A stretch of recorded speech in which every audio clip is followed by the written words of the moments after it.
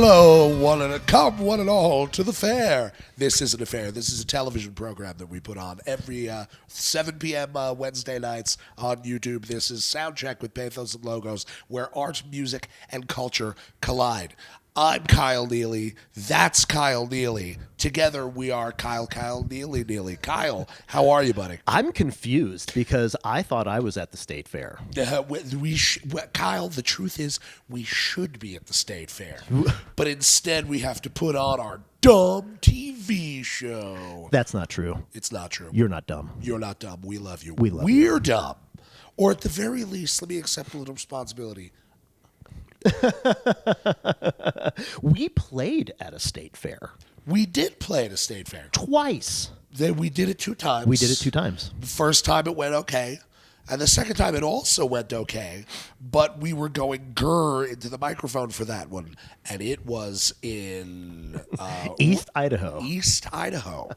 And they were like, maybe you don't come back next year. Yeah. Is the way that we went. didn't get our raffle tickets for later on. No ice cream baked potatoes for us. Not that time. Nope. Sure didn't. But Paul, what have you been up to, man? New week, new show. What's happening? Just working a little bit, buddy. Weaving back into the local gig scene. Oh. You know, it's getting some local gigs and stuff. I played one last night. It is June of 2026. I have 10 gigs this month. Oh, wow. Yeah. That's fantastic. Yeah, dude. it's not bad. One of them is 7 days in Key West. Oh, that's right. We had to reschedule the listening party. We did have to because reschedule the listening party. Yep. I've talked about it on the show before, but it's literally like an example of it, almost like a callback from the past. For as many shows as we've played, and we're everyday practicers, we work at it as much as we possibly can.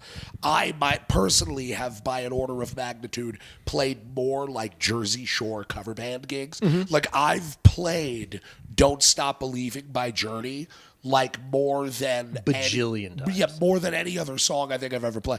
I could not hope to tabulate how many times I've played "Sweet Home Alabama." Oh God, save us. But you think to yourself, oh, here we go with this. That's the weird paradox of doing covers, is because you look at the set list and there's the ratio of how shitty do you think the song is to like how much the audience will appreciate it.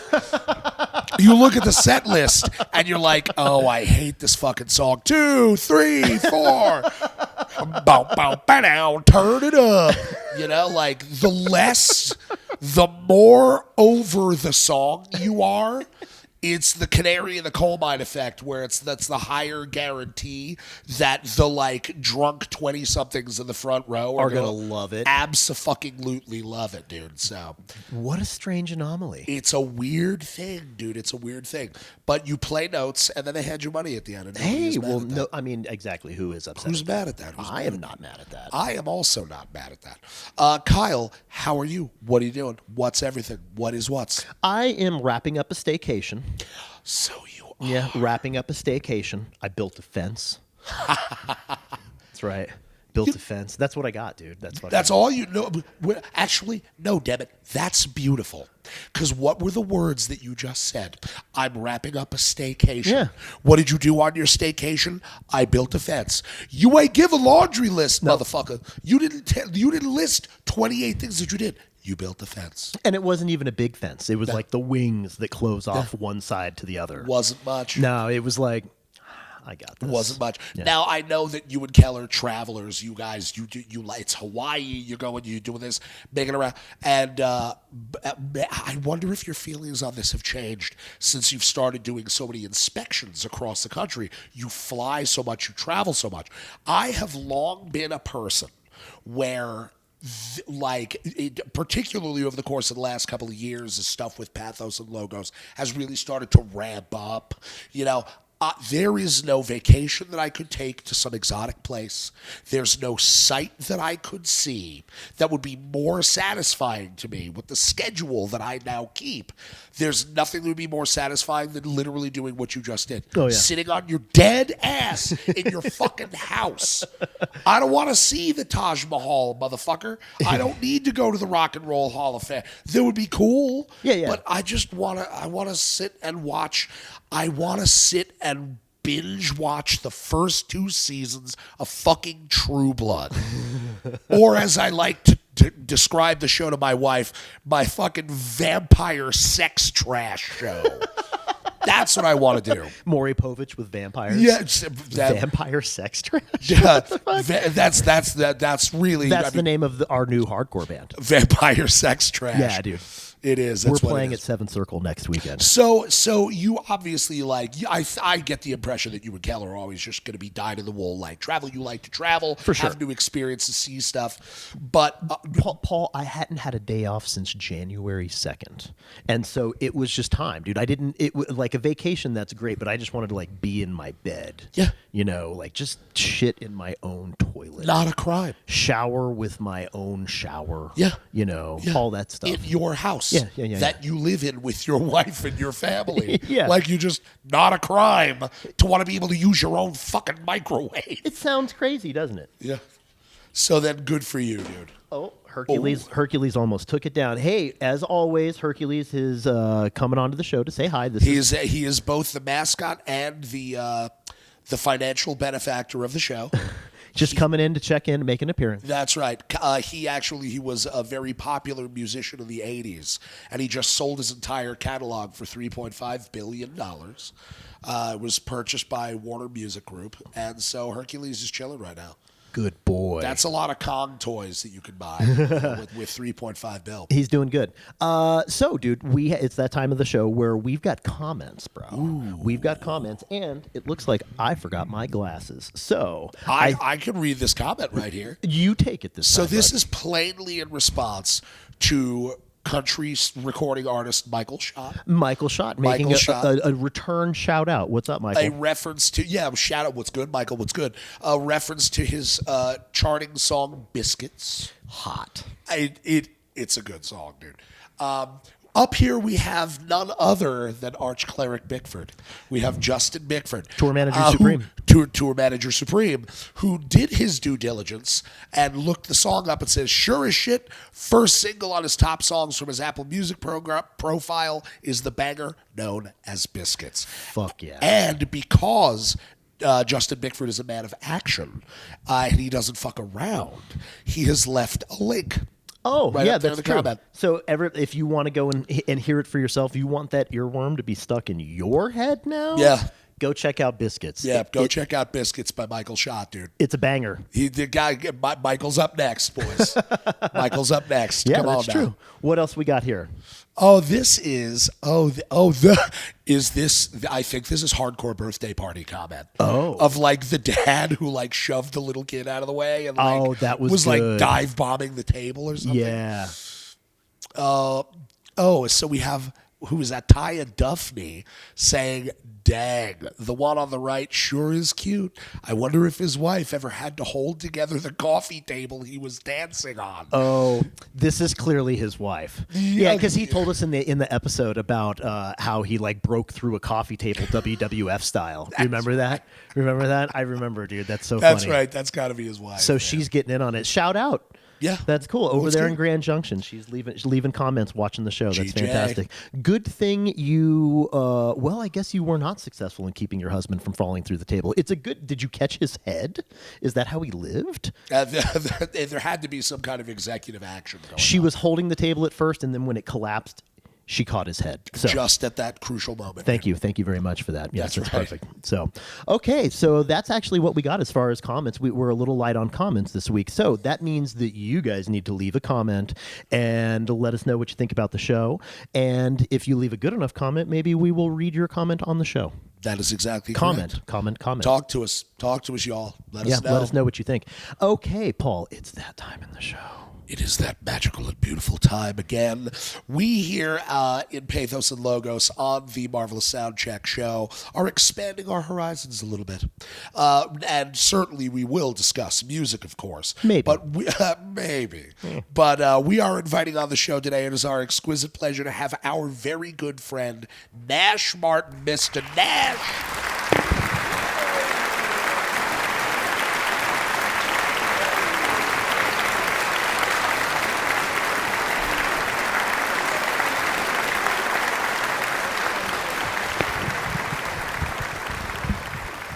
Now, I was about to say I got so excited because Nash was coming on. I didn't really get to it in the intro there.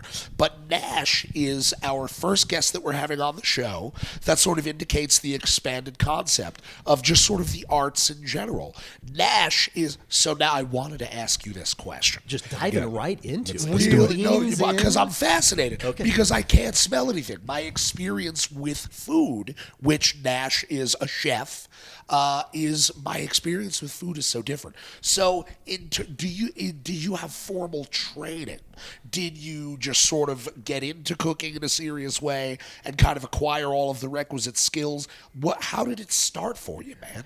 A little bit of both. So, yeah, dove right in early on. Okay. Got all that hands-on training.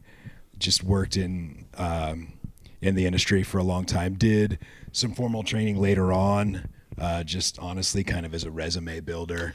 I understand completely. But, just very hands-on early on. Right you are. Huh? Is it like software engineering, where like you're only going to get so far unless you have a degree in? It can be, yeah. Okay, gotcha. The culinary degree is it's not necessary, right? Like some of the best chefs I've ever worked for, you're lucky if they graduated high school, to be honest. But A lot of that could be said with audio engineering too. Yeah.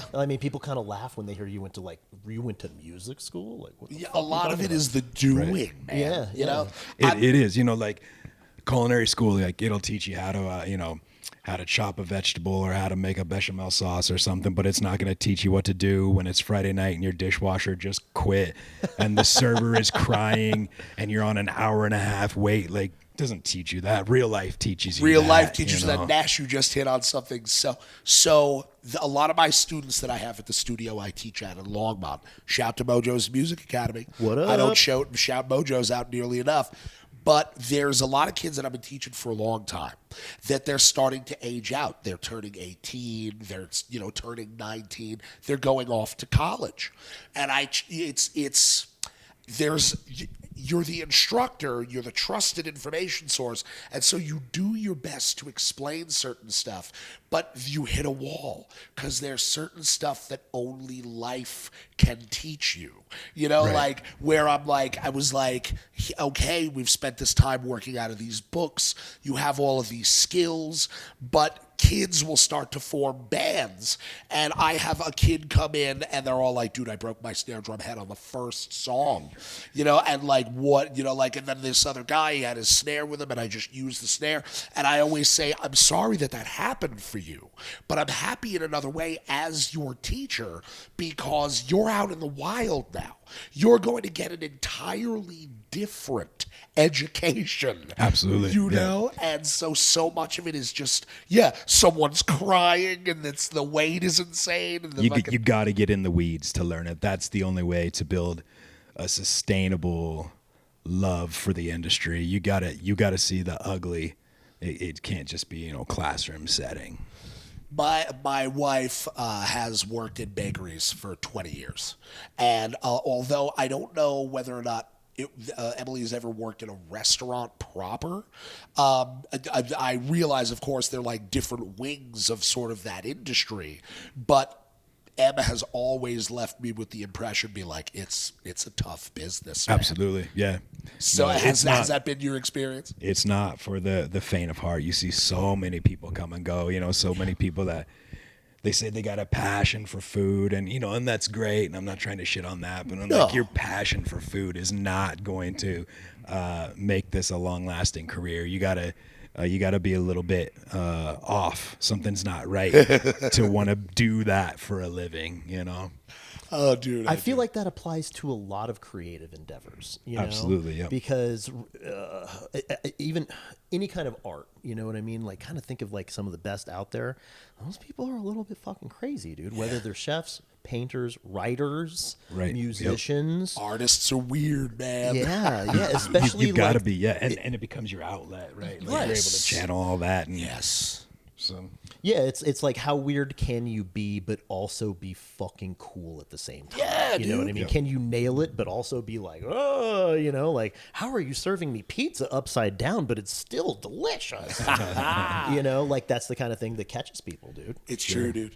Nash, I've thought about this as well. I've been anticipating this episode for a little while. Dude, it's funny you say that. We've actually talked. This has been on the calendar for a little bit when we've just been kind of waiting, dude. We're like, this is gonna be great. Yeah, because it's obviously like we'll get into like all music and stuff. You know, like you're a part of the metal scene as much as somebody like rock photographer John Lowen. But obviously your focus is food. And so, like, Kyle, this doesn't get talked about enough.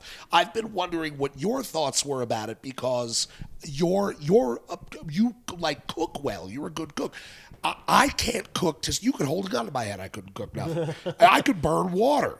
So I'm instantly fascinated. I talked to my wife, working in the bakery, and and it's the lemon bars, they're coming out, and then it's going to all the trouble to make the eclairs, which I didn't like. This is what blows my mind. This is the alchemy that I don't understand. Is you're making eclairs, you have to use all these eggs, but you have to add the yolks at a certain pace. Like one of the ingredients is time. You don't always think about that. Yeah. One of the ingredients is time. And so then it goes to all the trouble to make the eclair, or all of the trouble, apparently I did not know this, how difficult it is to make a pie. And then I'm like, babe, I was like, do you ever make these things? And does it ever feel to you like you just finished painting the Mona Lisa because of all the trouble you went to do it, and then somebody comes in and buys the Mona Lisa and just eats it in front of you? Is that what it feels like to you? Yeah, it's kind of like, let's say you're doing like a big catering for like a graduation or a wedding or something. Like the weeks that go into that, the ordering, the prep, the bringing in the staff, just the 15, 16-hour days to make that happen. And then that reception lasts an hour and a half. They come through, they destroy everything. That like a horde of locusts. Like come up to the trough. They make that announcement, hey, tables 1 through whatever, go ahead and get released and go up to the buffet, and just it's like animals. Yeah, and it's just gone. It's cool because it's good to see people enjoying it. But I just did put in like 70 hours into Isn't that. there a sense of loss? Yes. You're all like, oh, shit. And I then, just went to all that trouble and now it's gone. Did you even savor it for a second? They're just shoveling the food in. Well, and then it's like, well, okay, we're gonna do it again. Let's take tonight to regroup, and we got to start that process tomorrow, right? So it's just. Do you judge how well you did in those situations by how much food is left over, if any? You can, yeah. You can see how people are with food. If you're just standing back and if you get the opportunity to watch them enjoy it. You can see that response, Like, oh, the liver and onions isn't as big a hit tonight as we thought. Yeah. No, I would have put a stop to that early on in the process. The bride wants liver and onions. I'm like, well, somebody needs to talk to her about that. We're in an indoor space, lady. Come on. There's so much fish in the microwave. It took me a second, dude. You talking about that cop? Did you see that video? No, I'm just thinking about like any office or coworker. The cop that pulled his gun on a coworker for microwaving fish in the break space. Really? This is like a brand new headline. You'll have to look that up. Oh, yeah. That's wild. He was not feeling that halibut. He didn't want it. Oh, no. Did not want the smell of halibut all through the dude, I had a coworker that would just straight up eat anchovies out of the can. Right? And you open a can of anchovies anywhere where the doors are closed, and you know exactly what is happening. And it's just anchovies. Dude, he's just pulling them out of his drawer. whoa. I'm like, how do you even do this, dude? You're like that guy from The Burbs back in the day. I don't know if you guys ever saw that movie. You know, where they go over to the neighbor's house and they serve them like anchovies. That's right. That's not even weird. That's fucking But yeah, dude, no, I haven't seen that one. We'll have to get that clip. It's a pretty new one. Yeah. Pulls a gun on him. Right there at work, just wasn't feeling it at all. In a way, that's kind of like taking a number 2 on the tour bus. Really, actually, what a great analogy. Yeah, just don't do that. Just some stuff you don't do. You need to go to the fucking Quick Trip to put that fish in the microwave. Don't come at me with that fish in a fucking microwave. It might have been purchased at the Quick Trip. That might have been the problem. Like little gas station fish. Oh, dude, they fucked up even worse though. Gas station fish. So it makes me think, as I was saying about how like doing covers and stuff, there's just certain songs when you play in cover bands and stuff that people always want to hear, that you're just expected to play. And so I say this like as not a food guy, but like as we're all art guys in one form or another, the give the people what they want effect. Now, Nash, you've been in the game a long time, and I know that you have not just a broad spectrum of different types of food that you can prepare, but as you just said about those massive catering gigs, doing it at scale, you know, like really making a lot of food. What would you, in your estimation, the amount of experience and years you've been doing it, what would you say are the top 3 foods that you have been expected to prepare the most? Yeah, what's your don't stop believing? What is the pour some sugar on me of preparing food for people? That's an easy one. Prime rib, baked potato, and asparagus. Come on. The eye roll. This is a revelation to me. Order something else. Yeah. I mean, just regionally, right, where we're at, meat and potatoes, you know, but God, if I never cooked another prime rib, I'd be happy. Lord, but I know that won't happen. So. yeah, just the same way. Well, just the same way as like my wife will never stop making Broncos cakes. There's never not gonna be a demand for Broncos cakes, man. What is a Bronco cake? Oh, just a cake with the Broncos logo on it, dude. Yeah, dude, I feel like an idiot. No, I was thinking like monkey bread. I'm like, what's a Bronco cake? Like, you know, like deer corn. Oh, stop, dude. Fucking. We won't go into deer corn. Yes, we will. Okay, Nash, you'll appreciate this. Dude, we're on tour somewhere, and we pull up to like a gas station, and it just says deer corn for sale. So I'm like, dude, deer corn? What the fuck? I go in, I'm talking to the lady behind the counter. I was like, where can I get some of this deer corn? And she's like, you know, it's in the back by the feed. And I was like, can I order some? How much is it? She starts looking at me like I got 10 heads, dude. She ends up having to describe to me or tell me that it's corn that's only for deer. It's not like elephant-sized corn. Yeah, because it's giving the energy of like it's some different kind of corn, as though it's going to have some kind of different characteristic to it. Yeah. And so, dude, the amount of letdown I had leaving that, expecting some bizarre species of jumbo corn. Yeah. Just didn't get my jumbo corn. It should have been jumbo corn. Yeah, should have been. It should have been. Nash, I think I know that I've mentioned this to you before, but we're on camera. I'm going to bring it up again because, dog, I think about this so much. I know what you're going to say. You know exactly what I'm going to say. He knows already. Just the idea of like literally when you're in the kitchen all day, you don't want to eat the food. Right. I think of a social media post that you made where they're like, people think that because you're a chef that you're making yourself world-class food every day. Little do they know that my lunch was 7 slices of cheese and a Red Bull.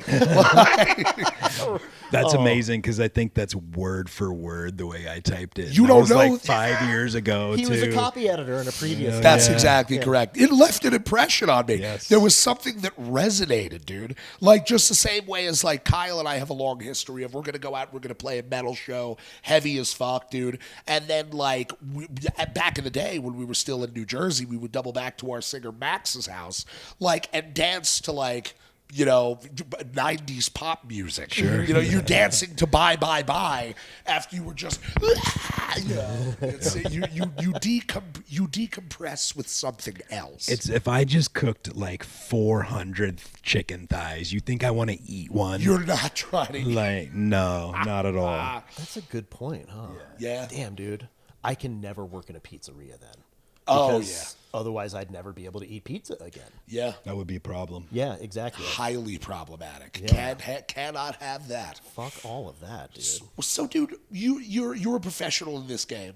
When Yes. did you get in? When did you start? Early on. So, God, I was like 14 years old, and I started working as a barback, which you're not supposed to do at 14. But I was it going was to the, say, it was the 90s. busted. It was Whoops. the 90s. It you was know. a different time. Yeah, ended up busting tables, and by the time I was 15, I was in the kitchen, and I just loved the action, right? Just like we kind of touched on a few minutes ago, like cooks and chefs, and like they're a different breed. You either are or you aren't, and it weeds out the people that aren't, right? But if you are, it just sticks, and you don't do anything else. Yeah. Right. So by like 14, 15, 16, I knew what I was going to do. And, by senior year, right out of high school, started working in places that were a little bit more legitimate, learning, actual skills, Yes. culinary wise, rather than just like kitchen flow and things like that. Yeah. And just went from there. There you go. There you go. Are there, I'll preface this question by saying that, like I'm a multi-stylist. I play a lot of different styles of music. I played a blues gig just last night, which ordinarily the first Friday of every month I play a jazz gig in Longmont. So you use different stuff, different skills at different times. Are there culinary skills or faculty that, okay, let me see if I can organize my thoughts about this. When you're a musician, there are abilities that you cultivate that you have to have as sharp as the ones you use all the time that you only use like once a year. And you can't sleep on those skills. They have to be just as avid. They have to be just as sharp, regardless of the fact that you don't use them as much. Are there things that you have to be sharp like that with, even though you don't actually make that food, but maybe once every 2 years? Yeah, there's definitely skills that you're not going to use on like a daily basis, right, that you need to keep fresh. Like you can almost make the comparison. You can look at a kitchen like as a band, right? Because you're going to have a fry, a saute, a grill. You're going to have expo. You're going to have all these different specialties. Yes. And maybe this person does this like 80% of the time. 20% of the time they might do something else, right? So like you got your fry guy. He's your bassist. Yeah. But maybe he knows how to drum a little bit too, right? But that's just not what he's doing most of the time. But he still needs to be sharp because he might have to jump onto drums for whatever reason. Mm-hmm. I love that. Yeah. I love that. So, that's... Are there, okay, so let's say somebody's trying to get up in the game and just kind of get started on their, get going in the culinary game. Are there entry-level skills that you would say everybody needs to have before they level up? I would say that has changed a lot. The industry changed a lot during COVID because there was a huge exodus of very experienced people that just left the industry, didn't come back. So it shifted now. So you can come in with no skills. Oh shit. And get taught basic knife skills and food safety and those things. And if you're going to put the work into it, and be receptive to the info that's given to you, then yeah, you can come in. I mean, I've seen it recently, just hiring guys on that, 17, 18 years old, couldn't hold a chef knife. But yeah. It's not like before where you got to have some kind of experience to come in because the whole industry just shifted. Wow. And you cite that as being directly related to COVID. I mean, because of the exodus. There's so many like very talented chefs that I know. I was talking to one like an hour before I got here today who are doing things that have nothing to do with the industry anymore. They walked away, restaurants closed, things got weird. They found other avenues and didn't come back. Mm-hmm. And so that shifted everything. Yeah. It's a bummer, man. There's a lot of industries that got hit just harder than other industries. Right. Gyms, restaurants. Yes. I mean, dude, if you had a gym during COVID, or like say you didn't have a well-established like franchise gym, you know, like Gold's or something like that, Or You know, Planet Fitness or something like yeah, that. yeah, Right. like a name brand, dude. If you had a local, oh my god, dude, being forced to be shut down Take for that it long, down, dude. Yeah, I had two folks that I used to work out with that had gone on to start their own gyms, and then COVID came around, and it was like, gotta close up shop, you know, like. It was detrimental to the jiu-jitsu academy too, and the reason I referenced that is because I trained jiu-jitsu for so long, and then it wiped a lot of people out. What are you supposed to do? Shut your doors for that long and just not be collecting payments? Exactly. Yeah, You're not doing that. You got to be full contact, as Damien likes to say. Shout out to Damien, full contact nerd. You can't do that shit over a Zoom call. No, No, you cannot. dude. You know what I cannot. mean? Like, be a full contact nerd. Yep. You got to do it. Yeah. So yeah, dude, it really is. It's guys, we're into the summer now of 2026. In the grand scheme of things, the COVID really began to happen at the end of 2019. I mean, we are not just, let's call it 2020. You know, was when it really kicked in full bore. It's not that far away from being 7 years ago. Right. Which is, first off, crazy to think about.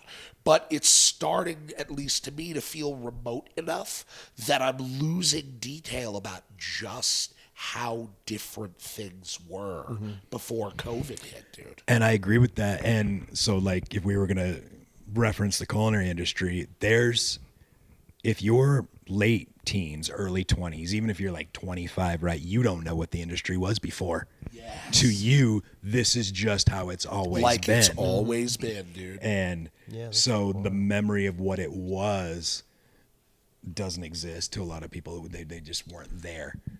And so that plays a huge role in it. Like buffets. Remember, there used to be fucking buffets Right. everywhere. That was like, it was like the American staple. you Yeah, that know? was a whole ass format, dude. You know, just the buffet format. And largely successful for a really long time. Very long time. And then, but post COVID, how many you see like Golden Corral, dude?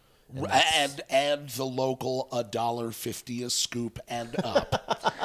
Yeah, and those places are squeaking by on health inspections anyway. Oh Lord, Nash, it's funny to hear you talk about just the knowledge of the way things were before. Kyle and I, as musicians, have experienced that. There's been several different iterations. We remember the before times. Right. Hell, you do. I mean, you're a music guy. You remember what shit used to be like. Yep. I wanted to.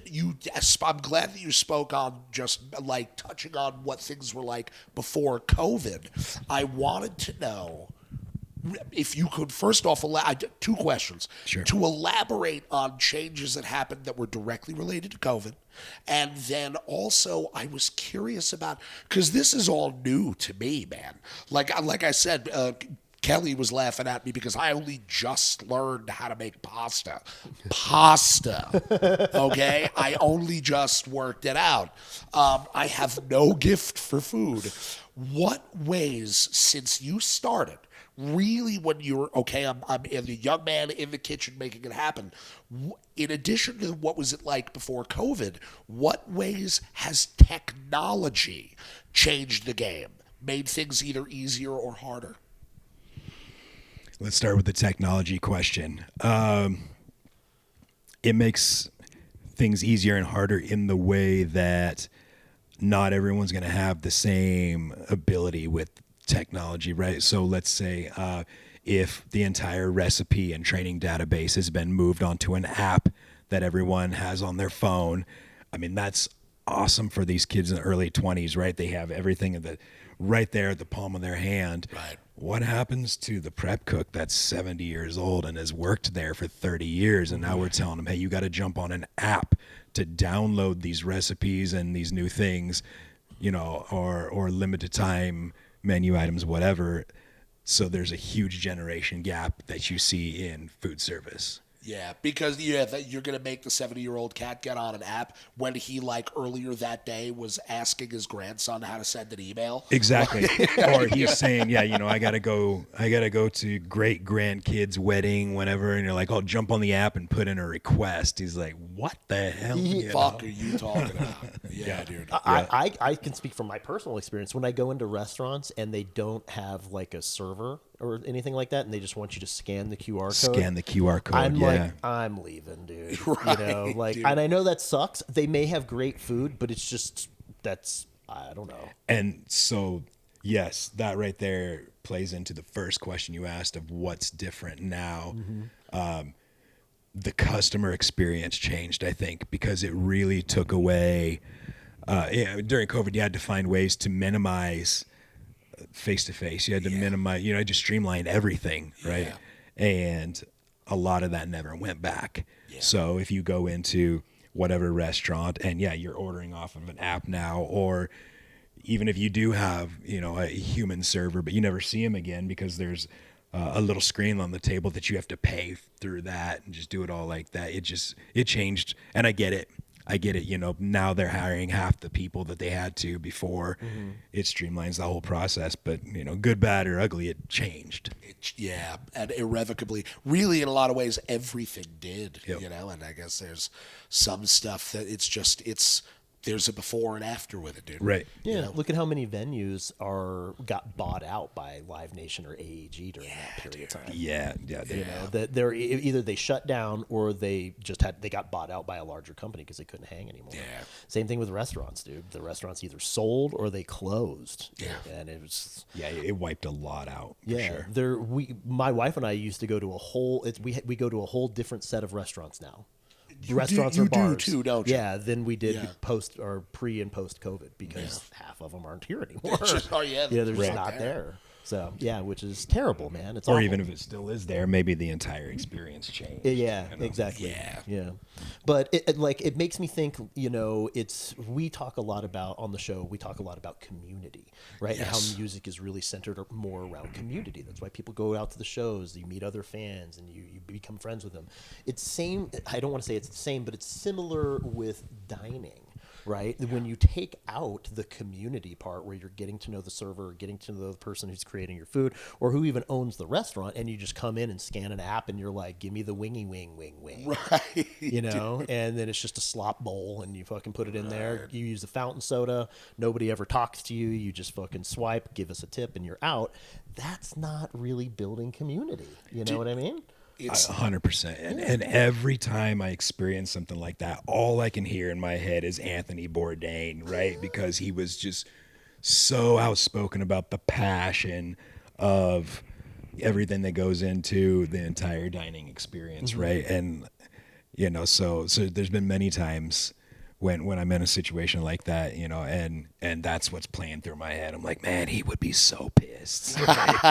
Bourdain would not be stoked. No. Damn, Nash, you just kind of inspired a thought in my brain. I'd never thought about this. We talk so much on the show about influences, Kyle.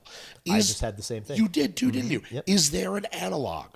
Would you call a Bourdain like an influence in the way that you do what you do as a chef? Yeah, absolutely. And he had so many different avenues that he used for entertainment and everything. But I would say the one thing that sticks out is the Kitchen Confidential, memoir that he wrote. It was controversial. It was incredible. And if you haven't read it, you need to. It's shit. It's like the subtitle or whatever on it is the underbelly of the culinary industry, or it's maybe not worded exactly like that, but something to that effect. Yeah. So it gets in there. Talking about, don't order the fish special on Monday because that means it's left over from Friday and it's about to turn. And just things like Shit that. that you And never think about if you don't know about that world, huh? yeah, and it's he goes deep. It's pretty incredible read, and it's not super lengthy. You can get through it quick, so check it out. Okay. Yeah. Okay. So I read that book early on. He actually put out a second edition at one point and kind of had to issue some apologies and comment on some different things, apologize to the industry because a lot of people got called out, that kind of thing. Sure. Well, when you're revealing the secrets. Right. Yeah. So that right there, yeah. Okay, dude, this is Nash. I want to thank you again for doing this, dude, because this is so fascinating to me. Absolutely. I definitely, Kyle and I, and you're around musicians all the time. Hold up, are you in a band right now, bro? We were working on a project and we got some demos and stuff put together. There was some stuff that kind of happened in personal lives of guys. Sure. Put it on the back burner, but it's still back there simmering. So it's not turned off. Because I'm out here like talking about this, like going around you, like, well, Kyle and I, we're the musicians, and I was like, no, I've seen posts. Yeah, dog. no, we had a hardcore project put together and had some cool demos going and stuff. So that's good. So again, we'll circle back around on it. Yeah, you'll get back to that. You'll get back to that. So then you actually have a direct frame of reference for like working with people in a musical capacity, and there's got to be a vibe. It has to be cool. Absolutely. The way that being successful with stuff like this is like relational. It's relationship based. I have to imagine. And again, the kind of stuff that there's no educational institution or program will lay out in some textbook, it's got to be the same way in the food industry, dude. That just like be cool, show up on time, be easy to work with. Yep. There's got to be an analog for that, dude. Absolutely. Just don't be the pain in the ass, right? Like, just don't be that guy or gal. Just make yourself a valuable part of that team. Yeah. Yeah, and so just that, Kyle and I, we talk about this or have talked about this about how, man, there's no level of sick you can be at your instrument that justifies being a dick. Yeah. Right. Like don't be the guy that's just a problem. Yeah. Right. Like exactly. Like it doesn't.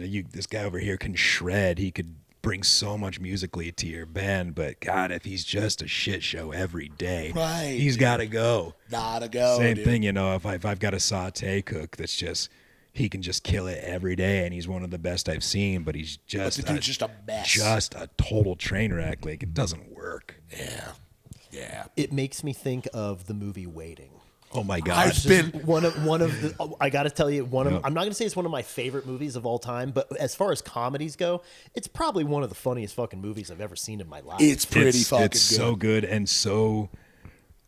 I would say factually based. Like not dude, the movie itself it's for entertainment, right? But there's so much where you're watching that, and you're like, oh yeah, like that's rooted in something real. That is fucking fascinating to me, dude. Yeah. I'm Kyle. I'm so glad you brought it up, man, because like there's the part of you that wants to go, is your life like Waiting? And, to an extent, it's certainly. But it actually a little bit is, huh? Yeah, like even, if you were to look at like all the relationships between the different people in the restaurant, navigating all those different personalities, and like there's like with the dishwasher who's like the philosopher, and that's right. And just the servers that are just total shit shows, and it's very, very real. Oh, that's so funny.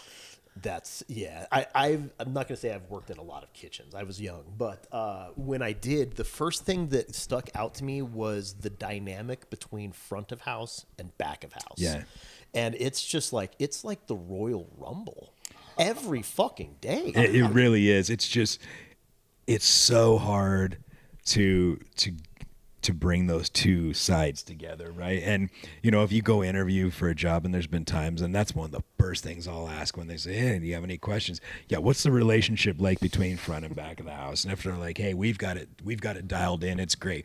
I know this guy sitting across from me is full of shit, right? And so now it's hard for me to trust anything you've said for the last 45 minutes because you're lying to me. Yeah. Why don't you just tell me, hey, we got some issues, but we do our best to work through it. Hey, cool. That would be the indicator that you want to take the gig, right? That you're talking real to me. Okay, okay. Be like, you're like, oh, it's an absolute shit show. Right, like, right. Great. Okay, when do I start? When do I start? At least I know you're honest, right? Yeah. Oh man, are there? I know this sounds kind of superficial, but are there any other movies about food or culinary arts that inspire you or that you've liked over the years? Because there's one that sticks out to me aside from Waiting that made me fucking cry. The movie Chef. I've never seen it. With Jon Favreau? You never saw the movie No, Chef? no. Where he takes his son. It's like kind of he takes his son. He's trying to. His passion is to start a food truck. He wants to be a chef, right? But he's got to care for his son, so he takes his son out of school, and his son starts making these little 10-second videos every day of his dad struggling to get the food truck up going, and then finally one day puts him on social media. Food truck explodes, dude. No shit. And then eventually he's got to take the kid back to his mom. But they developed this whole relationship around food and the kid coming up and learning and creating this relationship with his dad through, I don't know, enchiladas or whatever. You know? Right. Dude, I couldn't help it. It just made me fucking cry. Dude. I believe it, dude. And you said it was Jon Favreau? Yeah. No shit. Yeah, the guy who wrote Iron Man. Or directed Iron Man. Yeah, go figure. Let's not let that be far from anyone's mind. But are there any other food or culinary related movies that stick out to you? Not really. No? No, Oh, okay. no. I mean, a lot of, movies like that and stuff, that they're great films and it's got that feel-good aspect to it, but maybe just not the most realistic representation. Yeah. Aside from Waiting, it sounds like. Yeah, despite it obviously having a comedic bent. Comedic bend and the part where they're spitting in people's food and stuff, that's not happening. Like, people don't need to worry about that. Right. But like the general manager, right? Like the super sleazy general manager. Oh my God. Like, that absolutely exists. And it's hilarious the way that they portrayed it, because it's almost spot on. They got the two stoner kids that are always hanging around. The two stoner too. kids, like, the table bussers, they're outside. They're like the juggalo kids or whatever. Yeah. It's kind of like dreads and stuff. Dude. I mean, that's painfully accurate. Yeah, that kid had a show on MTV for a couple years. Do you remember that? I do. Well, Andy Milonakis, but right? he actually wasn't a kid. Yeah, that's right. He's got a like- condition. He was like 30. He has a medical condition. Yeah, he where, was like, not a child yeah. during. Oh, during wow. Yeah, Andy Milonakis has something physiologically to where he's just going to look like that forever. Yeah, he was a grown ass adult. Well, he wasn't necessarily grown, but he was an adult. He was walking the skin of the earth for a certain amount of years. Oh, Yeah. that makes so much sense, dude. Yeah. Because, dude, like seeing the show, I'd be like, this kid's got a potty mouth. Like, how are his parents okay with this? Yeah, and he was like 41 or something like that. It was made like He's like, he fucks. Dude. Andy Milonakis fucks. For Remember sure. the theme song to that show at the beginning? Yes, It dude. was. You'd So- have to go back and watch it and but- rewatch that. Yeah. That actually, dude, I would stay up and watch that show. I thought that show was fucking hilarious, dude. What was it called? I don't even remember. Just what like the Andy Milonakis show. just the Yeah. straight up Andy Milonakis Yeah, it was like a show. sketch comedy kind of a thing. shit. Yeah, but just him being fucking weird. Sticking the landing on it, dude. I think it worked out for him. Yeah. Okay, so sorry, dude, didn't mean to cut you off. go. But since my question failed with the movie thing, I'm gonna pivot to music. What music do you listen to in the kitchen? In a kitchen, it's kind of depend on your group dynamic in there, right? But if I'm gonna get on that Bluetooth and I'm in charge of that, I mean, I love hardcore, right? Like that's my go-to shit and always has been. I mean, I love metal. I love all the subgenres, and of as course. ridiculous as some of that can get. Grew up loving punk rock, but like hardcore is where I settled in and have always kind of been. Dude, so if the vibe, like if people are vibing with it, they're like, yeah, dude, fucking put your music on right now. Is it one of those, like, you think of people having a gym mix that they listen to when they're at the gym to fucking pump themselves up? Yep. Why am I thinking to myself, like, is there a paradoxical effect where he's like very delicately like glazing a piece of salmon and it's like, always the hard way. Like a fucking terror track is happening and you're Right. like thinly slicing something with like tremendous focus and care. Yeah, to an extent. Yeah, absolutely. You know what's funny is I'll put on some shit and like I'll get the younger kids being like, oh yeah, I think I've heard my dad listen to this. You know, it happens all the time. Oh, it hurts, dude. Yeah. Oh, it hurts. Yeah. Oh, that's crazy to me. Brutal. Yeah, just like the backwards insult, and they're just like, "So see you later," and turn around. And Yeah, walk out. right. Be like, oh my god, is 5 minutes alone dad rock now? You're like, fuck. Yep. So brutal. Wild, dude. Okay, well, so is there? I think you had already asked about foods that you don't like to prepare. But are there any foods that you would say are a specialty of yours? Oh, it's a good question. I feel like I'm pretty versatile, right? I've got. Is it the kind of thing where at different points in your career, Yes, you definitely. could have claimed, like, I make a hell of a this or I make a hell of a that? Yeah. So like now I primarily work with athletes, right? So it's very macro based. Like we're working with dietitians.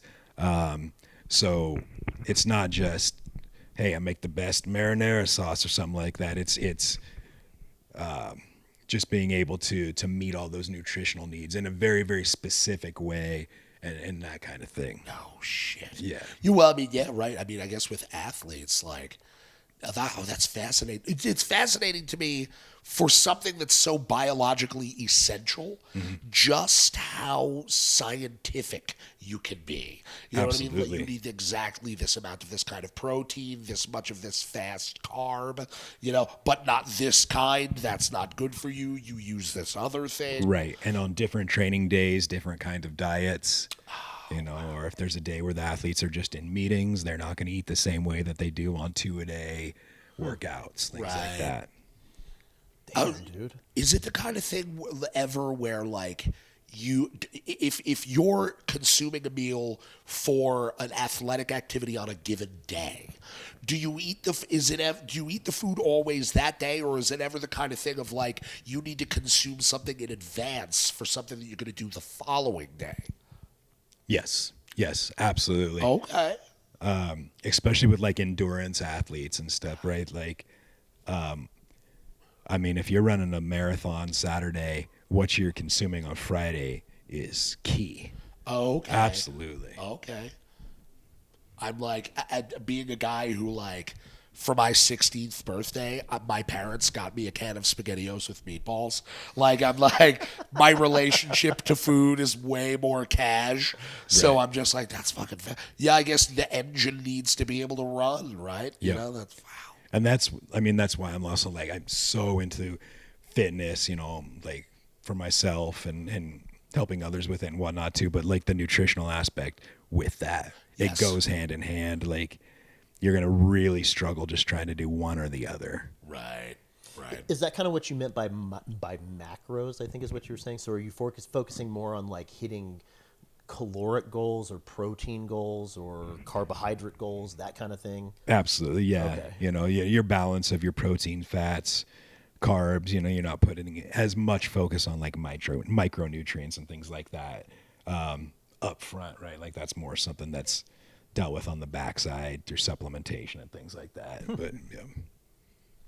I feel like I'm in class. I feel like I should be taking notes, dude. This is Nash. I've said it before, but I will say it again. Just thank you for coming on and doing this, man. Thank you for having me. It's been because fun, yeah. it's just it's so alien to my professional experience.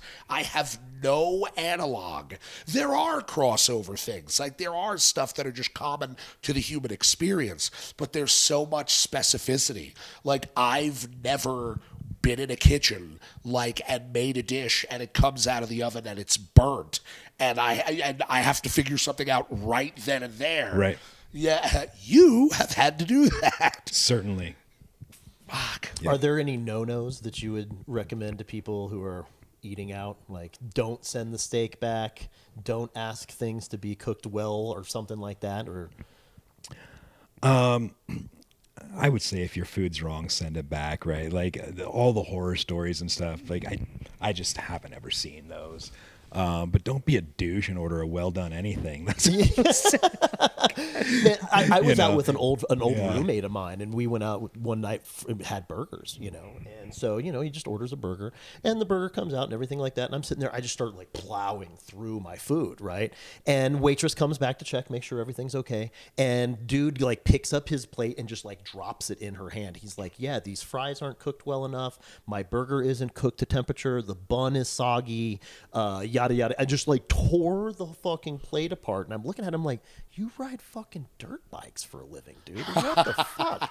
You know, like, you just, like, crushed this lady, you know? Like, Right. Meanwhile, I'm, like, licking my fingers like, am I not supposed to like this right now? Because this was fucking delicious, you know? Yeah, like, and I'm glad you bring that up. Don't go and be a food critic at a restaurant if you're not legitimately an experienced, educated food critic. You know what I'm saying? Like, don't be that douchebag who's just talking down to this server and trying to because you saw something on Food Network or whatever. Like, Yeah. dude. I watch a enjoy lot the of food. Chopped. Yeah, and if this food's not right, then get it taken care of. But also understand where you're at.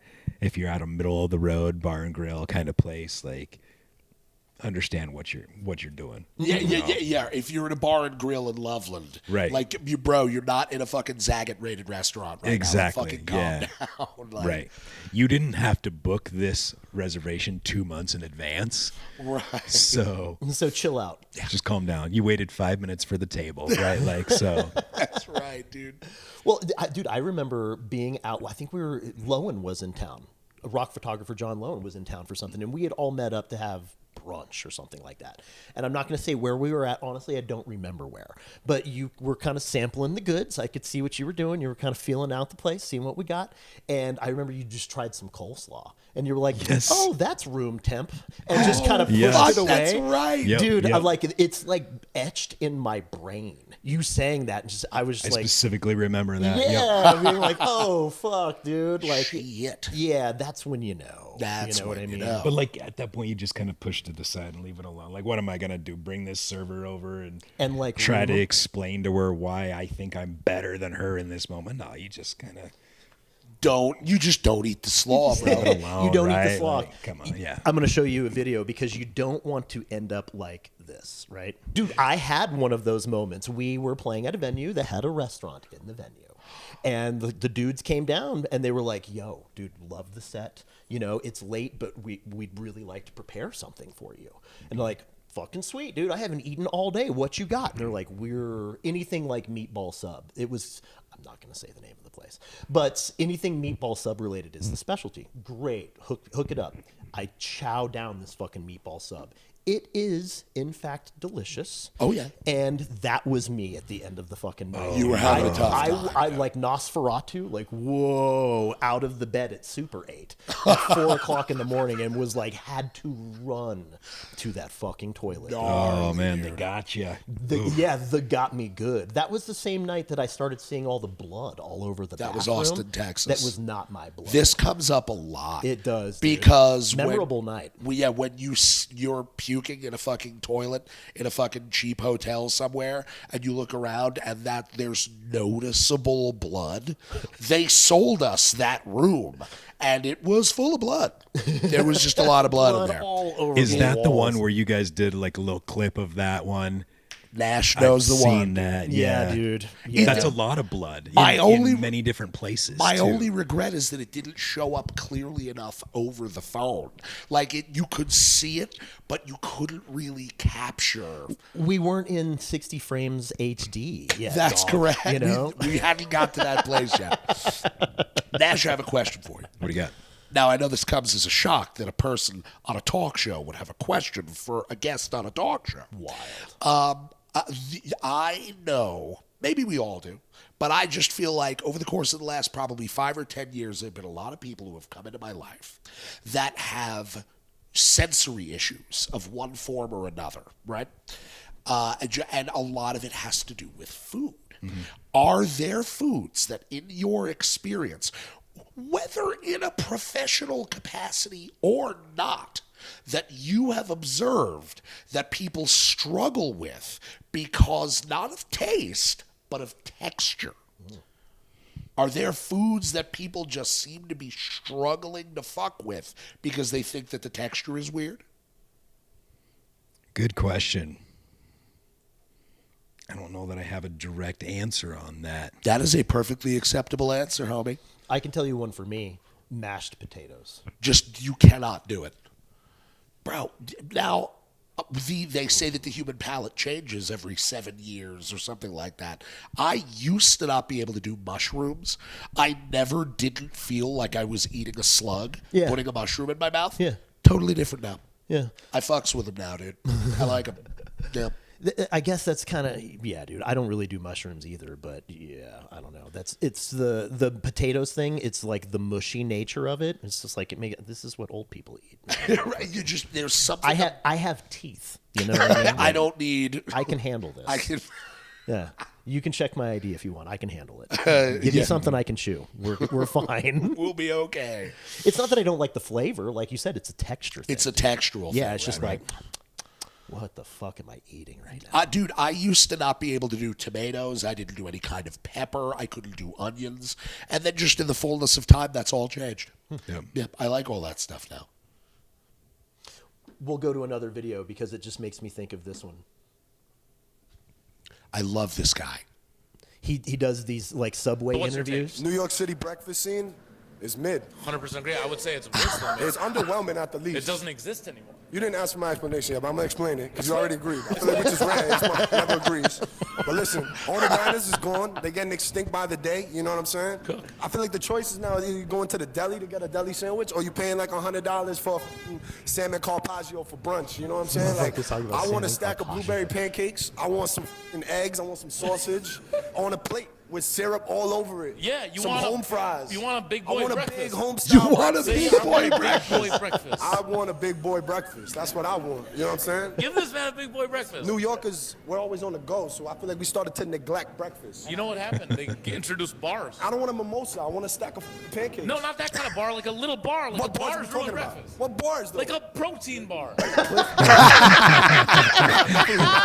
But listen, I feel like we're resting on the laurels of bacon, egg, and cheese and bagels, bro. I know, I agree. Like, we own the bagel, we own the bacon, egg, and cheese. It's time to expand. This is true. But can I give a shout out to Baby Blues Luncheonette? They're really This good. guy's shouting 100% out a agree. restaurant. Great This is breakfast. And they're innovating. Halloumi cheese. They're innovating with Why breakfast. am I not surprised that you're a regular there? Are you a regular there, would you say? I would say I'm a regular there. Yes? So do you eat breakfast? What do you do? I feel like you're like a fruit guy. You No, like no, walk or something. That's a little rude, pal. Is that That's a little rude. I do a little meze at the crib.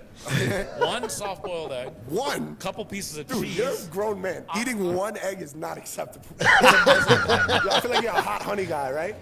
No? Come on. You're not from New York, though, right? Bro, relax. You got a sandwich. He just calls him out, dude. And there's hot honey on there. They haven't? You haven't? Yes, it's the Lord's skull, bro. Don't play I'm with me. upset, bro. I always wanted a sandwich. Oh, I beat you to a sandwich before you? Don't worry, I'll get you a sandwich over there. We can talk about it, all right? You want to hear what my sandwich is, though? No. Pastrami with Swiss cheese, potato croquette on garlic bread with hot honey. And mustard and deli mustard. I feel like now it got to be our sandwich. No. No, we're doing this. No. Sandwich. Bro, I want another one. No. I Be want another nice. one. Someone get this guy a sandwich. This is my signature sandwich. White bread, Kraft, single, white bread. What are you, in jail? You in jail? Oh, that's man. amazing, dude. That guy needs his own show. Yes. That guy needs his own That fucking was show. fucking- Okay, so that You're a grown man. Eating one egg is not acceptable. what are you, a fruit guy? You said you seem like a fruit guy. Probably grab a banana on the go. Oh, come on, man, that's rude. That was good. I So, like that. I got to ask you then. So, what's your go-to breakfast? Yeah, what does a chef eat for breakfast? Yeah, what are you doing for breakfast? Or is it literally 5 slices of cheese? You know, so because fitness is such a big driver in my life, I eat around that, right? So like I'm up early, I'm having protein, I'm having simple carbs, and I go train, then I come back. I'm having oats, fruit, whatever I can get, and then by the time I get to work, then I'm having whatever I'm making, you know. Right, you are. Because all that's happening really early in the day. So by the time I get in, 7, 8 o'clock, I watch my calories and macros pretty closely. I log all those. So there's some flexibility with what I can have. I just got to hit numbers. What is this? What you said, simple carb? Is that what you said? Yeah. So you got your simple carbs and your complex carbs. So your simple carb, think of like a firecracker, pop, whereas a complex carb is more of like a sparkler, like a slow burn. Got you. Is being a fast carb or a slow carb have to do with the presence or absence of fiber? Not specifically, but you're not going to find much fiber with a simple carb. Right. You know, it's to supply your body with glycogen for quick use. Right. It's funny, actually. The drummer, George Colias for Nile, when on the Ozfest tour in 2007, Nile was on the tour. And they were about to play, and dude was pounding fries. Yeah. He just was all like, yeah. He's like, I got to go out on the stage. And he was just necking this fucking gigantic thing of fries because he has to run single strokes at 250 for fucking an hour. You know, so. Are French fries a simple carb? Is that a... Yeah, very, very much so. Oh, okay. So then potatoes. Like white potatoes and sweet potatoes are not the same. And it's got to do with like the chain of the amino acid, or of the carbohydrate rather.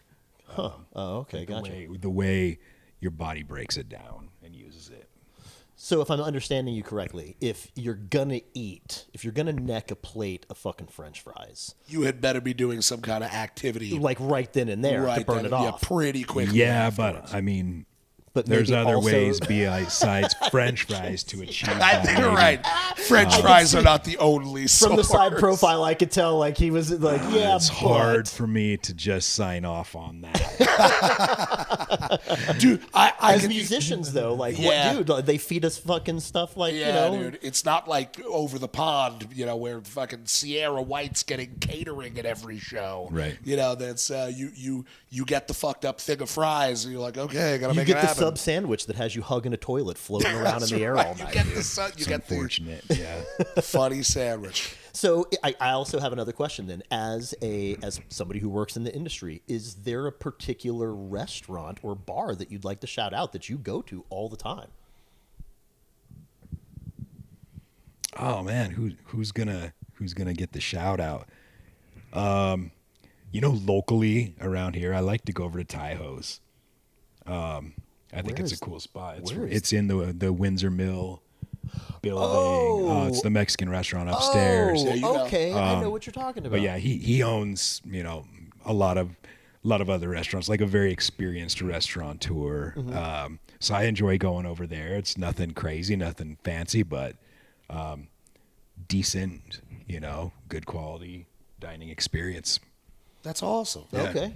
Yeah, dude. My wife and I have talked about going there a couple times, but just like we have our usual spots, you know what I mean? So it's hard to kind of like break out of that, especially because I'm the type of guy that like I eat pico de gallo, I eat like enchiladas and like steak, and then it's just some sort of rotation of those all through the week, dude. That's not bad. Is the pico on its own? Is that like, is that cycling through? That's certainly not the main entree for the evening, though. Oh, I mean, it shouldn't be, but dude, Kelly makes the best fucking pico I've ever had in my fucking life, dude. It's astounding. It's astounding. Kelly's a very good cook. Paul's known me for for on hand right now. Unfortunately, because I ate it all last night for dinner. Dude. Say there's room on this table for a little. I eat pico as just like a meal, dude.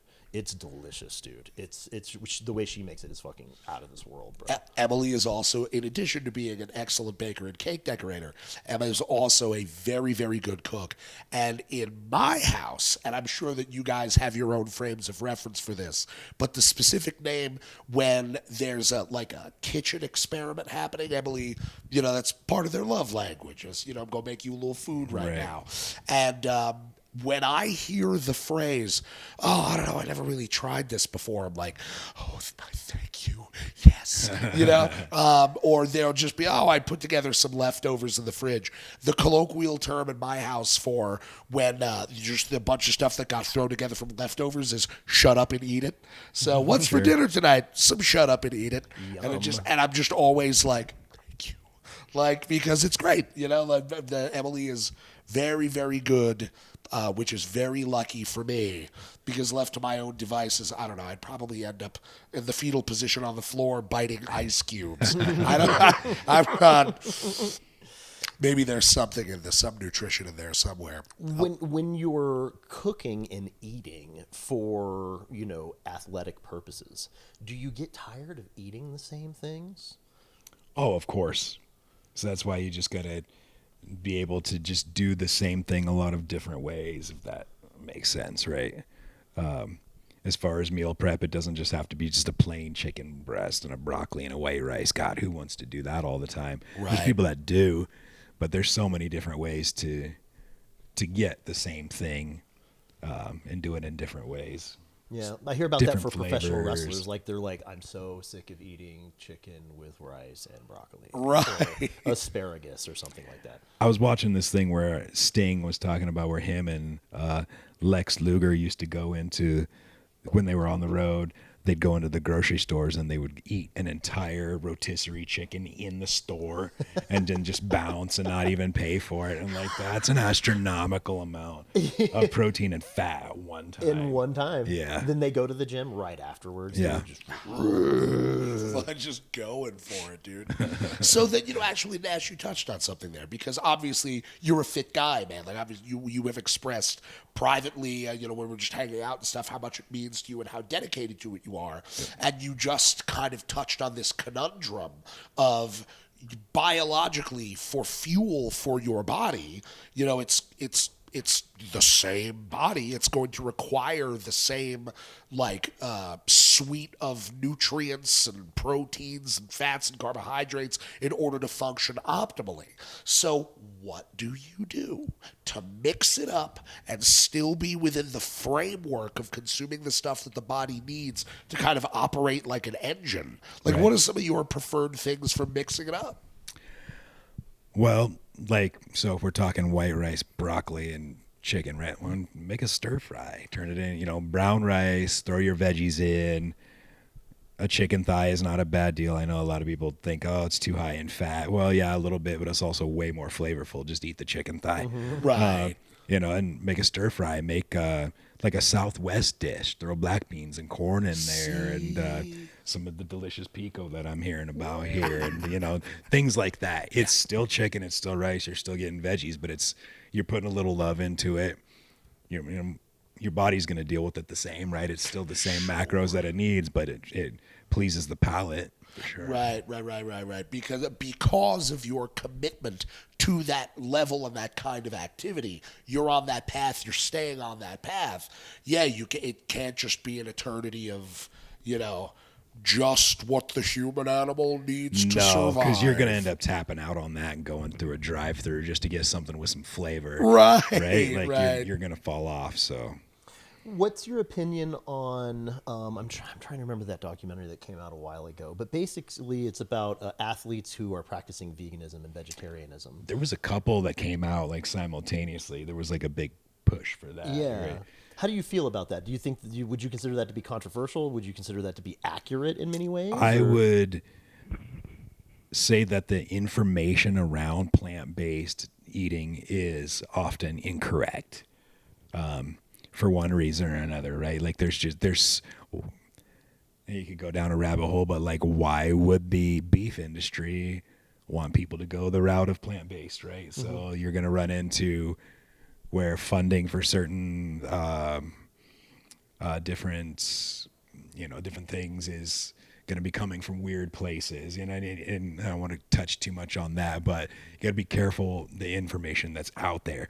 I'm actually a vegan chef as well. I did vegan culinary school because it was something that was different and challenging, and it was a skill that I wanted to have.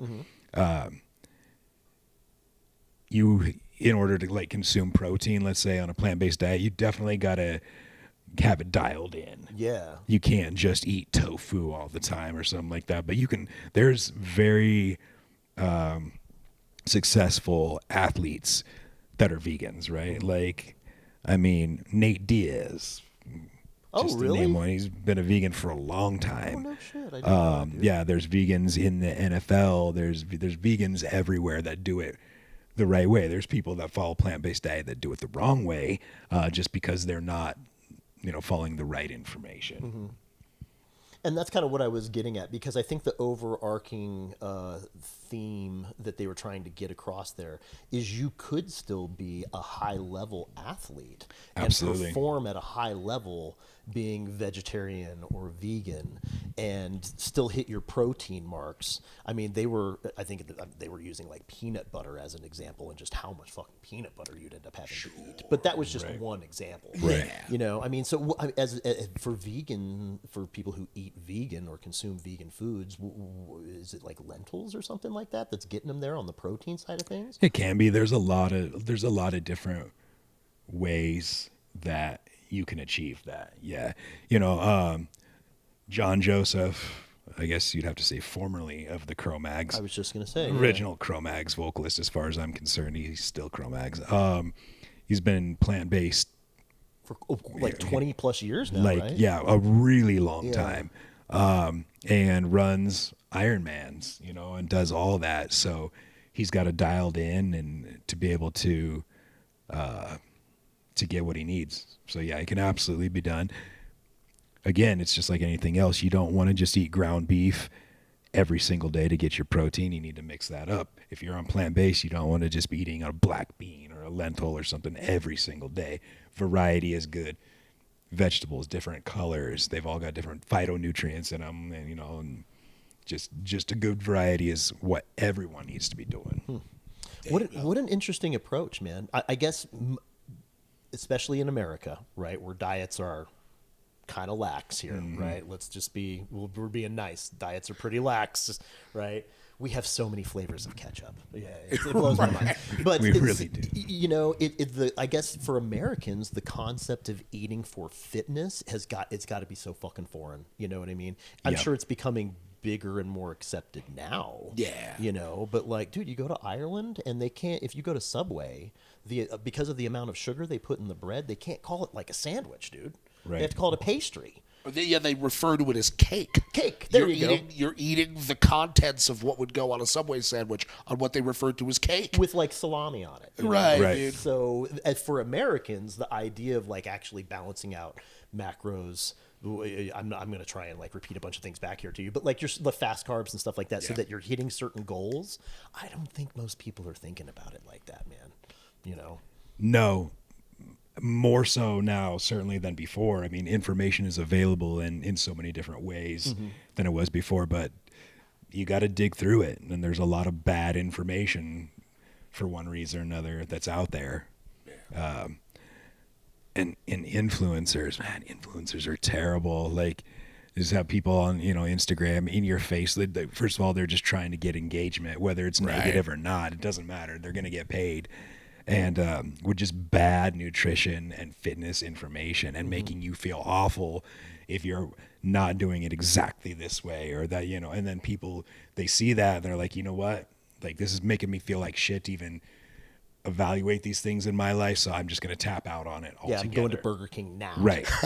I've got this guy who I'm seeing he's got 3 million followers, and he's telling me I'm a piece of shit because I'm not eating exactly what he's doing every day, and I'm not doing his workouts, and so I'm just not going to do it. So I tried and didn't work out. Like, that's terrible, and that happens to so many people. Like, It's unfortunate that social media is having that effect across, I'm going to say, genres, because it happens to musicians. It sounds like it happens to athletes as well, you know, where you look at it and it's like, damn, dude, this person is fucking jacked or whatever. And they're like, you got to eat it this way every day. And then for all you know, it's like the Liver King. Dude, yes, you know, like that's probably a very good example of exactly what you were talking about. Right. Liver King, like, you know, he's talking about just eating raw meat and being a caveman diet and shit like that, primal diet. And then turns out the dude's just fucking running roids, you know? Right, dude, yeah. But how many people bought into that? He started a whole company based off of that. he was very profitable during that time. Yeah, dude. So I don't know, man. It's kind of nuts. Where would you think the best source of information for that kind of stuff would be? Like correct information, local universities, since they're working with athletes and stuff like that on that kind of level? Yeah, I would say it would be very easy if somebody wanted to find like a local dietitian and just, you don't need to go and drop a significant amount of money. You don't need to, find a gym maybe that has dietitians that you trust that are really there to help you. And if like a trainer or a dietitian or somebody is telling you that their way is 100% the only way and there's no deviation, there's your red flag. Time to move on. Yeah, dude. That's fucking great advice right Yeah, there. Yeah. I'm not currently actively enrolled at a gym, but when I was, there were multiple times where you could tell like a personal trainer was just like, okay, man, like this isn't going to work. You know what I mean? Right. Yeah, this isn't going to work out between us. Yep. Yeah, that's unfortunate, but where are you working out now? Do you just work out? Are you at home kind of dude? No, I'm at Official Fitness here in Windsor. Where is that at? It's over near where Future Legends was. What is that? I just go there every morning. I don't pay attention to what the road they call. He's like, I guess I'm not looking for you get off landmarks. at Eastman Park and drive or whatever. And Oh, so like out there by like east side of Windsor, like out getting towards Yes. Kodak and stuff? Yep. Oh, Yeah. okay. Got you. Yeah, I wouldn't know what else is over there either. Luna's locally owned gym. Yeah, very close to there. Okay. And I loved the way that it was such a grassroots way that he did it. It was a very, very small location over by the Dairy Queen. You would have missed it just walking by. Progressively moved into different locations, grown his team, obviously grown clientele, and it's a really cool gym. I love it over there.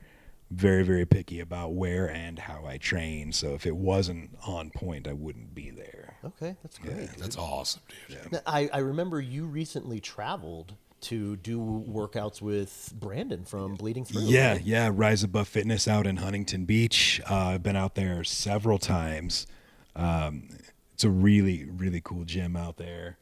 Is that his gym? He owns that. Oh, yeah, that's cool. Yeah. Fuck So when yeah, when dude. Bleeding Through kind of went on hiatus, he put all his focus into that.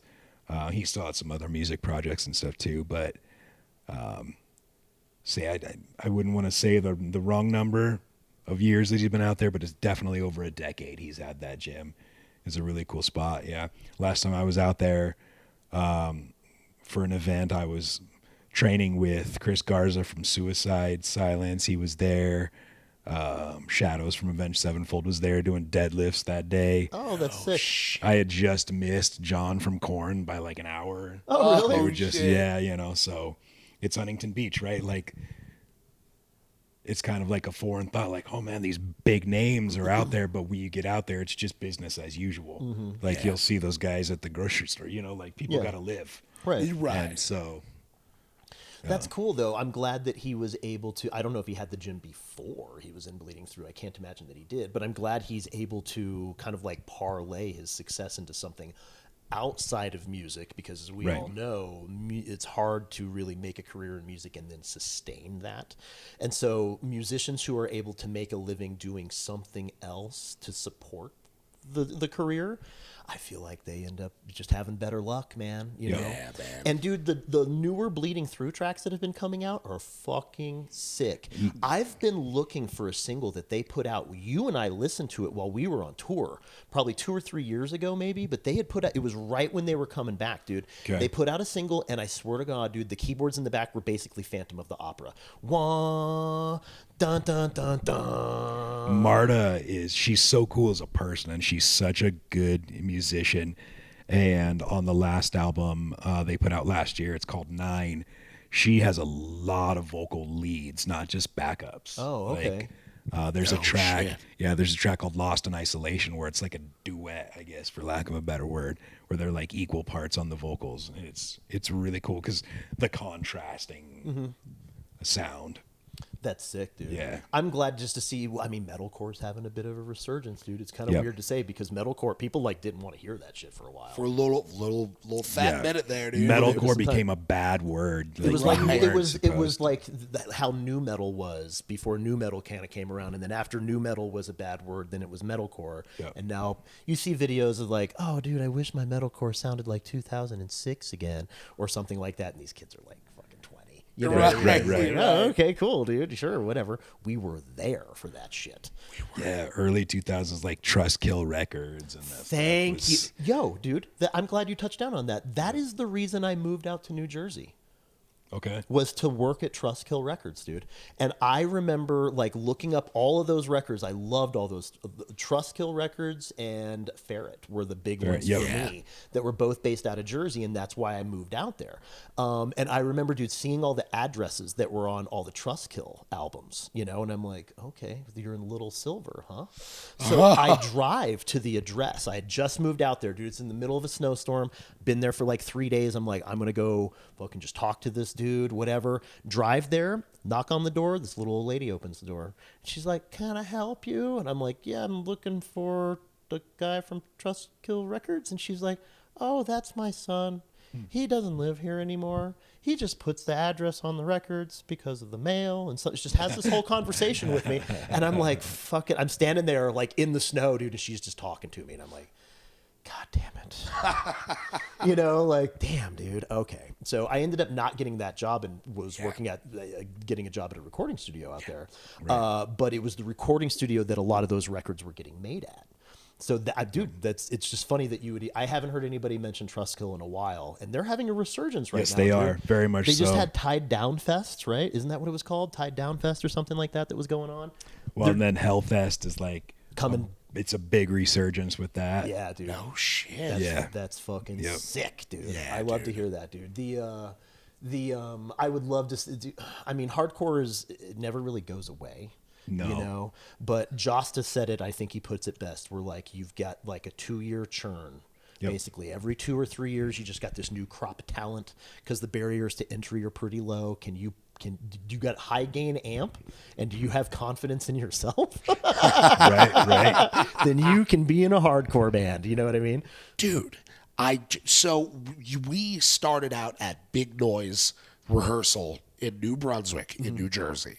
That was the rehearsal studio that spawned God Forbid. I forget about this because to me they were just another band that was booking time. But Shattered Realm. Have you heard? Yeah. I remember seeing and hearing them from around there. Yeah, I don't know how ultimately big Shattered Realm ever got, but I know that they must have enjoyed some success. They must have gotten past just the local barrier, because I hear people in hardcore circles talking about Shattered Realm. Shattered Realm was a fucking Big Noise band, dude. They started there, man. Dude, Burnt by the Sun. I just saw a post that Burnt by the Sun is back and doing another record, dude. No it's like, shit. I remember recording Burnt by the Sun. Right, dude. Like meeting Dave Whitty for the first time and not knowing how good he was. And then being like, yeah, people don't talk about Dave Whitty enough. What the fuck? Dave, shout to Dave fucking Whitty, Shout out dude. to Dave Whitty, dude. You probably don't remember me because I was young, but you blew me the fuck away the first time I saw you play drums, man. Holy fuck. Yeah, that's some wild stuff. We are getting kind of towards the end of the episode, so let's I want to run a couple of these other just videos past you, dude, and see what you think here. Let's see what you got. Let's get your reaction to some of these. There it is. Oh, dude, look. I don't know if they're cheering for... Just a little bit of like, what did you think was... yeah. There's nobody even there, man. You see people do the stage dive, and then... Oh, man, my body hurts. I know, you just can seeing feel that shit. flop, dude. Yeah. You see people go for the stage dive, and then like the C parts, and they're like, flap, you know? I've never fucking seen that shit, dude. The C parts, and then they end up going down. The dude knew no one was there. No, that sea was dried up. There was nothing. He bounced right back up like he was made out of all cartilage, dude. That's right. Like a rubber ball. Good for him, dude. Hopefully we encounter him at a show sometime. That's right. What do we got next? They're my dog, they're my twin, they're my cuz, they're my girl, they're my friend, they're my homie, they're my round, they're my partner, them. They're my dog, they're my twin. I'm gonna have to scream. I like this. Fuck yeah. Oh, that makes me so happy. We pull up, holla, roll out friends. Oh, dude, that's actually fucking hot, dude. No, this is Listen good. to this song, dude. Oh, it's gotta be out on Spotify. Fucking Look at his little hoodie. I was just gonna say, dude, it says Pup Cream on it or something like that. Oh, dude. hey. On my mama, fuck with them, I'm gon' have to play us, we gon' try your luck, partner, we gon' Oh, win. rolling They in hard. trouble, we pull up, Rolling hard, dude. I like it. I love it, dude. I love it. I love Oh my god, dude. it. Dude, anything that's supposed to go hard, like gangster rap, and has like chihuahuas or beagles in it, dude, I'm a sucker for it, dude. I'm here for it. Dude, I'm the same. Someday I will have a very, very small dog that's named something like Bonesaw or Yeah. Heavy Ion Collider or something like that. That's dude. a good dog name. Buddy, what I love little dogs. I know, dude. I had a little rat terrier. She was definitely my buddy. Oh, well, And, yeah, little pals. Yep. Hey, I see you trying to get my attention. Hang out with us. That's your dog. That's your twin. Where's his hoodie? It's in the closet. A little too hot for the hoodie today. That's true. It was a little warm for hoodie weather. You, buddy. Okay, you want to get these? You want to check these videos out? He's like, We're gonna check these videos. Dad, what I want you to do is feed me 7 porterhouse steaks. Well, let's see what else we got here.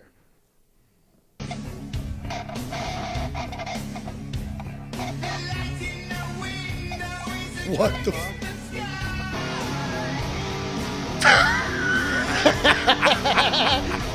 Is he playing a grill? Bro, he's playing a grill. Holy! Dude, it's honestly, bro. So I've never seen that ever before in my entire life. Good on you, dude, for proving that the tone is not just in the wood, but it's his face for me, bro. Look at his fucking face. You know, dude, he kind of looks like Liberty Bibberty. A little bit. He looks like Liberty Mutual guy. Yeah, he looks like Liberty Mutual guy. Fucking great, dude. That's like it looks like he's playing a grill, dude. Yeah. The face, dude. Bro, he's locked the fuck in He right is. now. He bro. absolutely He's is. so in the zone. We all need to be that dialed in Correct. during the day. Yeah, would that we could all have that kind of passion. Yep. You know what I mean? I wonder if I wonder if Fender's gonna go after him because of the body style. Fuck you, Fender. Fuck you, Yeah, Fender. get out of here Get with that fucked. shit. Yeah, that's so silly, dude. We'll tag Fender in this video. We Fuck will. you, assholes. And Liberty Mutual, because I'm pretty sure that's Bibberty Boo. That's think it gotta is. be Liberty Bibberty guy. Liberty Bibberty. Bibberty's got a wife now, and the new Good for him. He's got himself a partner. That's yeah. right. Yeah.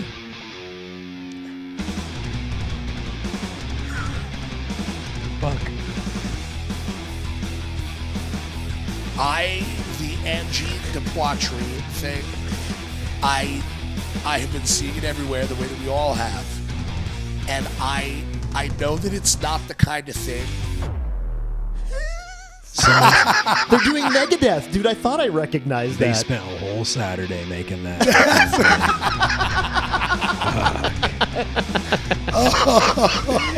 You know their wives and girlfriends made those outfits. Oh, Only to see the video afterwards and be That's like, a bold move to assume there's any kind of girlfriends at you know what, Nash? You've got a good point. Do these guys, do they fuck or do they don't fuck? all. No, nobody there's fucking. Uh, Zero no, fucks. they don't fuck because I know what I've done with a lot of my Saturdays, Mm-hmm. and it didn't involve making costumes all day No. to make an Angine de Poitrine video. Oh, dude. I don't think they fuck, covering Megadeth of all things. It's this weird mashup of like, there's obviously a certain amount of skill to be able to play parts, but then like, bro, you're right. They used their weekend up doing Yeah. this. Yeah. They had to allocate resources to be able to bring that to life. Time and financial. That's precisely You know, like, accurate. yeah. And yet here we are sitting here on a Saturday. Yeah, You just know. This is quality programming, though. I don't know this. That's right, Nash. You are correct. that's right. That's right. What else do we got here?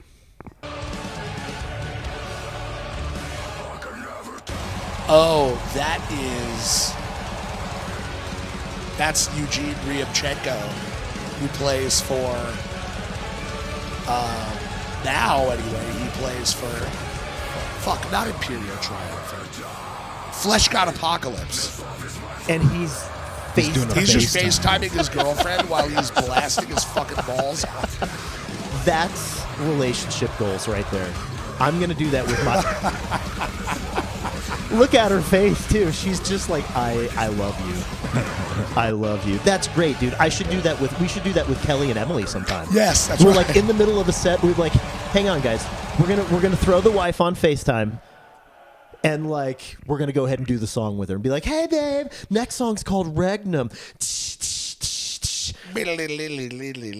We'll do it. She's clapping. I love this song. I'm gonna do it when I'm in the kitchen. Holding my dog say, yeah. Oliver up to the screen, bouncing him along. My little Chihuahua mix is. He better have a gray hoodie that says "Pup Primo." That's my dog. That's my friend. twin. Roof, roof. I'm sorry. You're my dog. You're my twin. Rolling hard. Let's go hard. We gonna win. It's fun. My Oliver specifically, the way that you like treat your dogs like your kids. Like, Oliver loves just flopping in the bed. He like refuses to get out of bed to go get his breakfast. I end up having to pick him up and putting him in front of his bowl, and he gets that from his mother. Oh, really? He gets that from his mother. He's like, but why? He's like, Mom wants to stay in bed all the time. Don't blame me, babe. Don't blame me. Looks like we've got one of these left. Let's end it on a high note. What do we got here?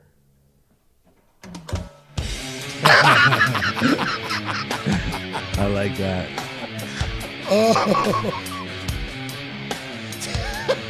Dude's getting down. That whole album fucked. Didn't The it though? fur, that was Dude, yes. guys, like All turned around, dude. alternate universe. He's like, what the fuck? I love that, dude. That's fucking. Dude, there's a whole. It's like a genre now of people making these meme videos with the tom snare. We saw one of those in another episode. We did. Where the poor girl falls on the escalator. Ka-chunk. It never gets old, dude. And Nash, dude, you're right. The all-time classic album, dude. I don't. Not only do I not skip a track on that album, I let it play through to get to the hidden song. Yes. On the CD. And you even have to get through them like ripping the bong at 30 minutes or like 27 minutes. Well, that was so cool. The hidden tracks on the CD, dude. Yes. You remember that shit? Cats don't remember that shit. You know, Nah, dude. Circling back, tying it all back.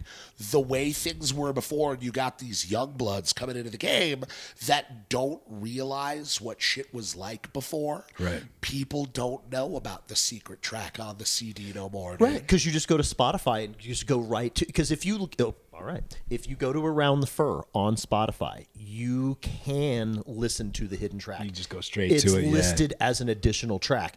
But if you buy the CD, it's not listed on the CD. Yeah, right. dude. You have to listen for an extra 30 minutes to, like I said, them like fucking around, hitting the bong. I think they did that with Korn, I want to say. Follow the Leader had Earache My Eye. Yeah. I mean, all the Korn albums had like hidden shit early on. I don't know. Yeah. I think after Follow the Leader, I have I'm no not sure. idea. Yeah. Dude, I'm not like a huge Skindred guy. I liked some of the music that I heard from Skindred, but Skindred had a track on one of their CDs where you let it go and you let it go, and then it's a fucking dance hall track on some got to about a cadre of vampire hunters. Vampire killer, we are vampire killer. What? And it's this is just relevant singing to my about, interest. just singing about a group of dudes fucking staking vampires in Southern California. It's so sick, but it was one of those where, like you said, you had to earn it, dude.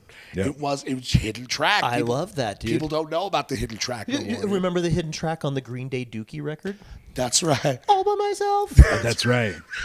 You know, like, Yeah, dude, yeah. and I know now you can just listen to that song on Spotify. You if go, can, if dude. you go and listen to the Dookie record. You can just hear all by myself. Dude, it's changed so much.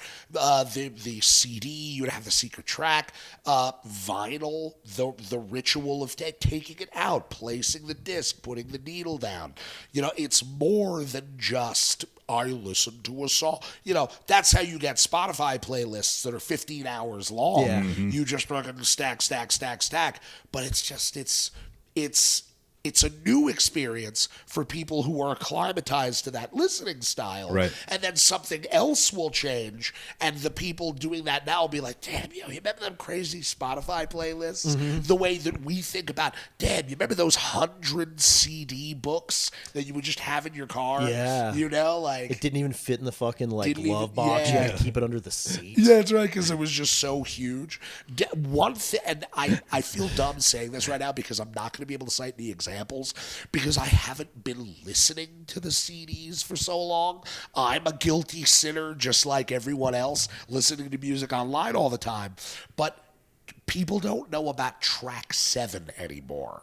That was the classic slot. For a very long time, I remember starting to realize on all the records that I liked that track 7, it was never a single, but it was some kind of low-key banger. You know what I mean? That just had a vibe that was different from the rest of the record. Well, and it was always kind of like a like a palate cleanser almost, right? That's right. Like it was very different from the first half to the second half That's of right. the album. That's yeah. right. The second act, so to speak. People don't know about track 7 no more. Yeah. Dude, 7 words. Favorite track 7 ever. No shit. Yeah, it's on Adrenaline. Yeah. Good there song. you go. Another great Seven album, that words, whole- dude. yes. That's fucking classic. Well, guys, we're at almost 2 hours, fellas. Holy shit. I know. So, okay, so it's that time where we got to start wrapping it up. I think Hercules has got to go to the bathroom. Oh, I know. So, Nash, why don't you tell the people where they can find you at? Out and about. Out and about. Are you planning to be in any shows in the near future? Yeah, next week, what do we got? Death Angel, That's Violence right. in Sight, That's at the Roxy, isn't it? Dragoria. Yeah.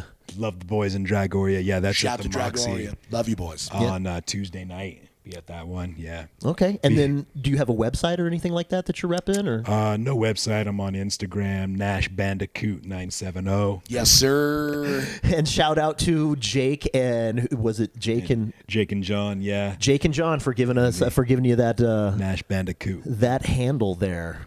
All right, fellas. Well, hopefully you've had a good time. You guys, if you enjoyed the show, definitely drop a comment. Let us know what your favorite part was. If you leave a good enough comment, we might just bring it up on the episode. And if it's a bad comment, we'll just delete it. Is that what we do? We're gonna set that shit on fire. Perfect. Yeah. Or we might just make fun of you for being retarded. Yeah. Paul, what do we say at the end of every episode? Glory to the order. Eat it on the border.